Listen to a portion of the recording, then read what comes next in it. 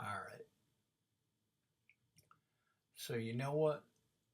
I think I'm just going to go ahead and do this because I got to return this tux at midnight.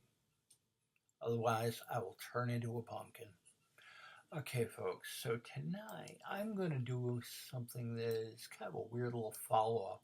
In a way, I mean, it isn't. They're two completely separate movies. In fact, this one came out before Beyond the Black Rainbow. Uh, but yeah, but this is basically going to be kind of a, how would I put it? This is a, to me, it's almost like comparable thematically. Weirdly enough, you wouldn't think so. Uh, One is a very polished, Beyond the Black Rainbow is a very polished, very visionary kind of psychedelic story, whereas this is kind of a violent, trashy B movie, violent, trashy B movie fun. But this is we're going to be talking about Syngenor, and there's a lot to unpack about Syngenor. Is first of all, this is not the first movie Syngenors were involved in. They were involved in they're originally in a movie from 1980 called Scared to Death, and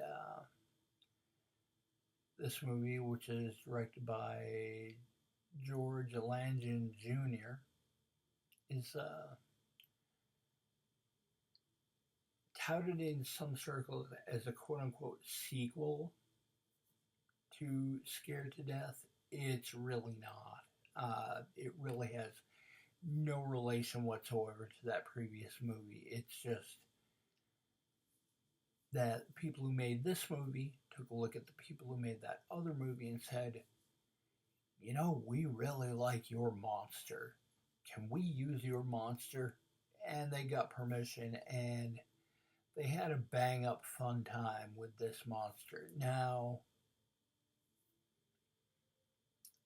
the titular Syngenors are monsters being created in a laboratory, weirdly enough, called Norton Cyberdyne, and they are basically manufactured these Syngenors, which are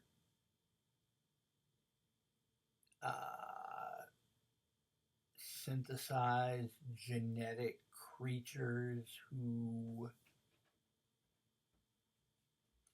well, let's just say they know their assignment and they go for it. All they do is kill people. And they're kind of basically all in the basement of this facility. And this kind of big corporation, and the main character Nick is a journalist who is investigating Norton Cyberdyne, and he runs across Susan, who's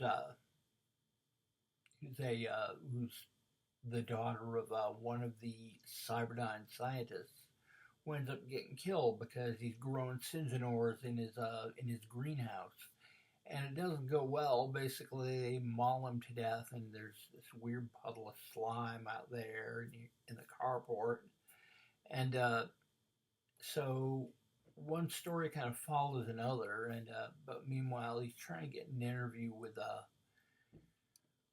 the head of Cyberdyne, who is Norton Cyberdyne, who is played by David Gale. And you may remember David Gale, while you may remember him from soap operas. Other than that, I'm gonna say Louis Arquette is also in this, of the famous Arquettes, and he plays Susan's dad, and he is the Cyberdyne scientist who ends up basically getting pulverized by these things. But eventually, Susan's investigating the death of her father, and Nick is investigating Cyberdyne and Carter Brown, aka David Gale. Now, the role you might remember Carter or David Gale best for, of course, is playing a guy who loses his head in Reanimator. It just West, you bastard. Need I say more, folks? Need I say more? And Brown is a very troubled individual. He's always running up back to his palatial office, and he's got this weird little gun that he inserts little needle cartridges into, and he injects this green liquid into himself. I don't know. Are we sure he isn't still playing his role from Reanimator? I don't know. No telling.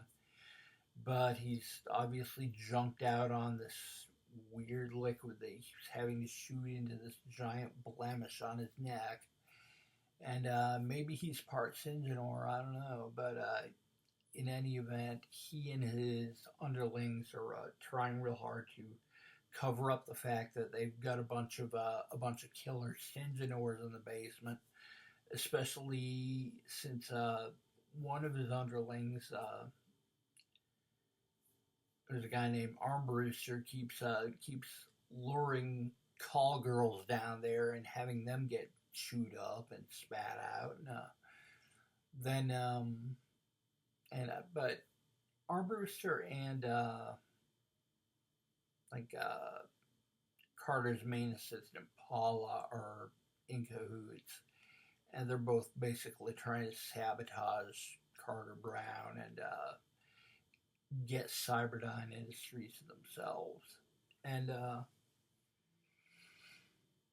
they're obviously doing a pretty good job of driving him insane. He's this gibbering maniac who keeps muttering "Hold me," usually to his to the drug he's pumping into himself. And but anyway, Nick and Susan eventually throw in with each other. Yeah, Susan played by Star Andreef, and probably a pretty balls out performance by her, I think. Nick is, who's played by Mitchell Lawrence, is just kind of a clown. I think he seems to get serious and get some balls in him probably in the last half of the movie, third of the movie. I'm not sure, but little unevenly matched, it feels like, but they throw in together nonetheless, and they basically get into Cyberdyne just to see the whole shit pile go down in flames, really.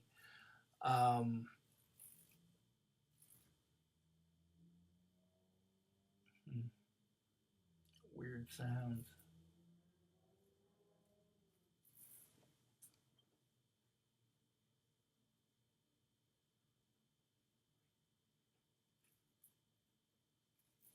Okay, we'll get back to that. Sorry guys. Yeah, unedited. But like I say, basically the backstabbers end up sabotaging things to the point where the Syngenors are just kind of running amok. But there's there's a little propaganda video playing over and over and over, and just talking about how the Syngenors are the soldiers of tomorrow. And you see a funny little picture of a Syngenor in a Jeep saluting or something. And this is how the future will be fought in places like Iran. This movie came out in 1990. And somebody knew something was up. That's all I'm gonna say. But the inmates have taken over the asylum. Everything's going crazy. David Gale is the best thing about this movie because the man shoots scenery like none other. And by the end of it, he's standing amid a pile of his dead underlings wearing a bunny mask. Wearing just this little plastic Halloween bunny mask around his head, and the dude is crackers, and he's shooting up his drug into his neck, and he's running around babbling about, hold me, and he's this big weapons manufacturer, big company guy, and he has gone way off the deep end.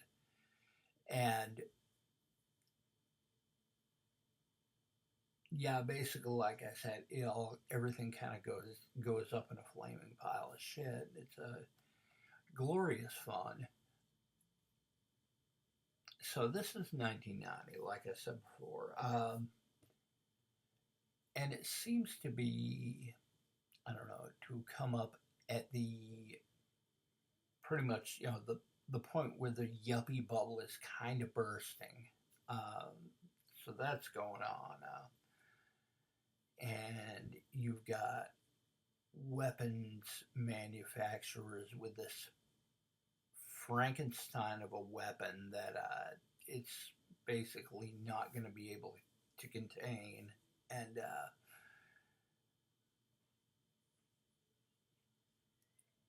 before you can say holy day of the Triffids, it's going crazy.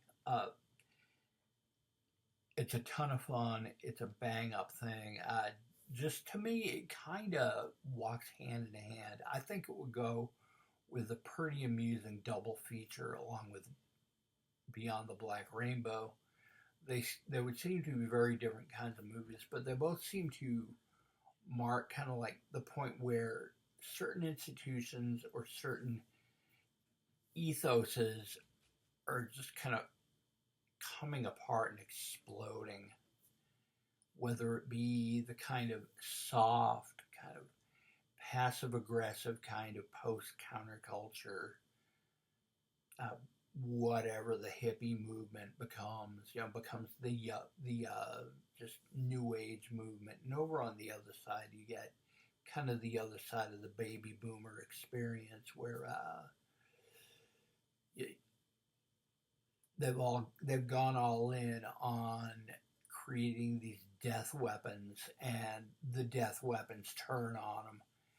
And I don't know, true confession, just this is a subject that comes up a lot, with these death machines, here in my own town. Like, there's been a lot of controversy recently over a drone factory, and there are some contingents of the community who are very up in arms, and the discussion's worth having. But I have a special kind of place in all this, I guess, because as I've said in other videos, my dad was an engineer. He grew up in he came up in Raytheon. He helped design the guidance system for the Hawk missile, and that was kind of like the big home run in my home. I mean, we had framed photos of the Hawk missiles on in White Sands Air Force Base, White Sands, up there in down there in New Mexico. Just these proud little black and white photos of missiles sitting in their launcher, just on the white sand of White Sands. And it's a very proud moment for my family. It was pretty much, we were kind of the house that Raytheon built.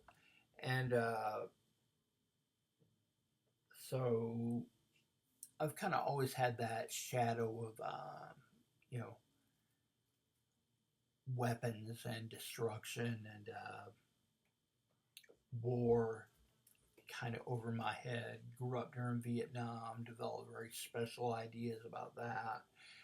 And Syngenor kind of resonates with me. It just, to me, it feels like just sitting on a foundation that's just basically going to destroy you, and trying to profit off that. It's kind of like basically driving a car off a cliff, I think. But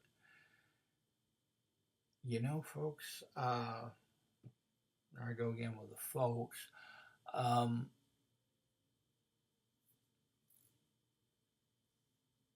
It seems chewy in much the same kind of way that, you know, even if it's may not be intentional, it may be accidentally chewy, but in much the same way that that Beyond the Black Rainbow was, just the death of a dream, so to speak.